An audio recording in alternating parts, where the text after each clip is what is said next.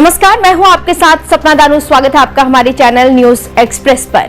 प्रयागराज के महाकुंभ से वायरल हुई एक लड़की मोनालिसा को तो आप जानते ही होंगे, जिसकी मुस्कान ने सोशल मीडिया में बवंडर ला दिया था।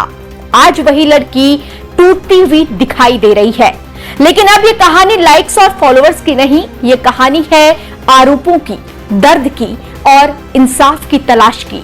कुछ महीने पहले तक मोनालिसा सिर्फ एक वायरल चेहरा थी। महाकुंभ के वीडियो से रातों रात स्टार बनी और फिर फिल्मी दुनिया में एंट्री का मौका मिला।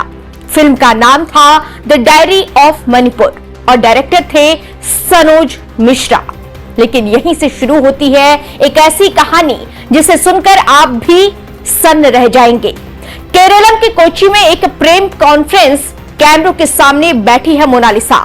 आंखों में आंसू, आवाज में दर्द। सनोज मिश्रा अच्छा आदमी नहीं है। उसने मुझे कई बार गलत तरीके से छुआ। मैंने अपने परिवार को बताया, लेकिन उन्होंने मेरा साथ नहीं दिया। मुझे पता है कि मुझ पे क्या बीती है क्या नहीं। और सनोज मिश्रा कोई अच्छा इंसान नहीं है। मुझे 10 बार ऐसे टच किया सनोज मिश्रा ने, और वहां मैंने मेरी फैमिली वालों को बोला कि मुझे सनोज मिश्रा ने टच किया। मेरी फैमिली ने वहां मेरा साथ नहीं दिया। मुझे पता है कि मुझ पे क्या बीती है क्या नहीं। मेरे साथ अन्याय हुआ है। मुझे सिर्फ और सिर्फ इंसाफ चाहिए। सनोज मिश्रा ने मुझे 2 बार टच किया और वहां मैंने मेरी पूरी फैमिली को बोला, नहीं नहीं, आपकी पहली मूवी है, क्या पहली मूवी के लिए मुझसे रेप करवाओगे? तो सुन लिया आपने क्या कह रही है वायरल गर्ल। ये सिर्फ आरोप नहीं थे, ये उस लड़की की चीख थी जिसे लगा कि शायद उसका अपना परिवार ही उसकी ढाल बनेगा। लेकिन परिवार ने कहा कि ये तुम्हारी पहली फिल्म है, क्या पहली फिल्म के लिए मुझसे रेप करवाओगे? ये सवाल सिर्फ मोनालिसा का नहीं है, ये सवाल हर उस लड़की का है जो सपनों के पीछे भागते भागते किसी अंधेरे में धकेल दी जाती है। मोनालिसा का कहना है कि उन्हें 2 बार गलत तरीके से छुआ गया और जब उन्होंने आवाज उठाई तो उन्हें ही चुप करा दिया गया।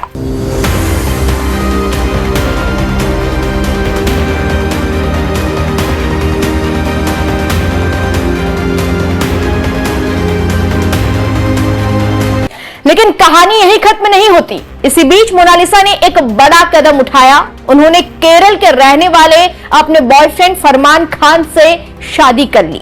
अब वो कोच्चि में रह रही है, नई जिंदगी शुरू करने की कोशिश में। लेकिन क्या ये नई शुरुआत है या पुराने जख्मों से भागने की कोशिश? और जैसे ही मोनालिसा के आरोप सामने आए, वैसे ही दूसरी तरफ से भी जवाब आया। सनोज मिश्रा कहते हैं कि मेरे खिलाफ साजिश रची जा रही है। देशवासियों नमस्कार, सादर प्रणाम, हर हर महादेव। जैसा कि आप लोग देख रहे हैं, पिछले कई दिनों से मोनालिसा का जो लव जिहाद वाला मैटर हुआ, उसके बाद मैंने उस पीड़ित परिवार और लव जिहाद के खिलाफ एक अभियान शुरू किया पूरे देश में, जिसके देशवासियों ने बहुत सराहना भी की और साथ भी दिया।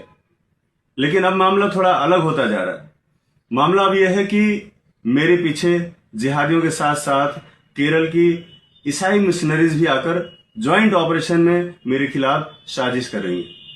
आज आप जैसे देख रहे हैं कि किस तरह से उस बच्ची को समझा बुझाकर मेरे खिलाफ सोशल मीडिया में अनर्गल बातें कही जा रही हैं, जिसमें कहा जा रहा है कि मैंने उसके साथ गलत तरीके से छुआ और पता नहीं क्या क्या, जो भी आप लोग देख ही रहे हैं। उसके बारे में मुझे कुछ बोलने की इसलिए जरूरत नहीं है कि ये जिहादी किस तरह से ब्रेन वॉश करते हैं और कहां तक लेकर के जाते हैं। ये वही बच्ची है जिसको मैं जब पढ़ाता था तो मेरे बच्चे मुझसे नाराज हो जाते थे कि आप मोनालिसा को पढ़ाते हो, मुझे क्यों नहीं पढ़ाया कभी आपने।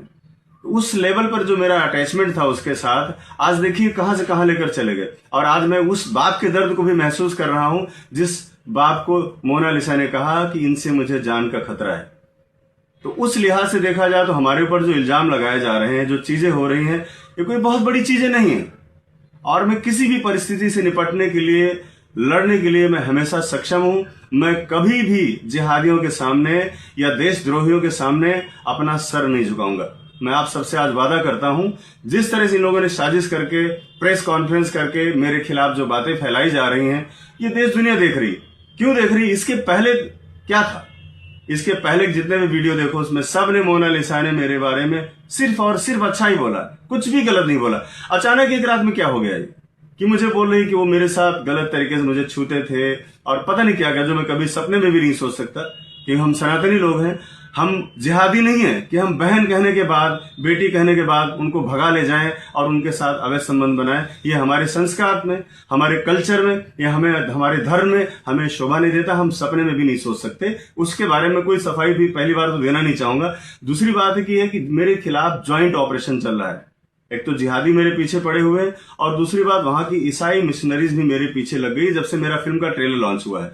और मोनालिसा वही सब बातें बोल रही है, ठीक वही बातें बोल रही है जो एक साल पहले जिन लोगों ने मेरे खिलाफ ये षड्यंत्र रचा था, वही सेम बातें बोल रहे थे कि वो ऐसा है वैसा है, दुनिया भर की सारी चीजें, उसके पास कुछ नहीं है, व्हाटएवर, जो भी मतलब जितना भी गिरावट की हद हो सकती है वहां तक जाकर लोग बोल रहे हैं। लेकिन मेरा आप सबसे निवेदन है, मेरा आप सबसे अनुरोध है कि देखिए, हो सकता है कि मेरे साथ कोई बड़ी घटना को अंजाम दे दिया जाए, जिसकी मुझे पूरी आशंका है और बहुत सारी बातें मैं आपको पहले भी बोल चुका हूं।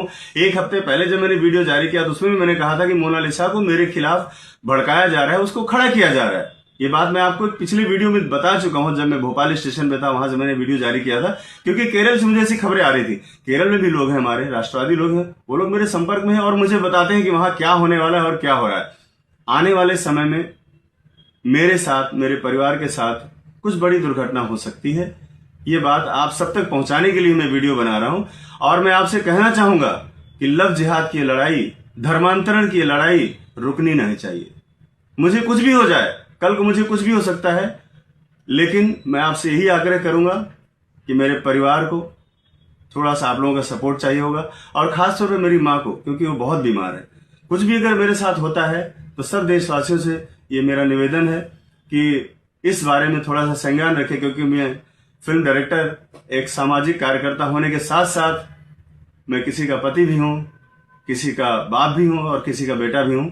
तो सुन लिया आपने, क्या कह रहे हैं सरोज मिश्रा। क्या सच में ये कोई साजिश है या फिर सच बोलने की हिम्मत आखिरकार जुटाई गई?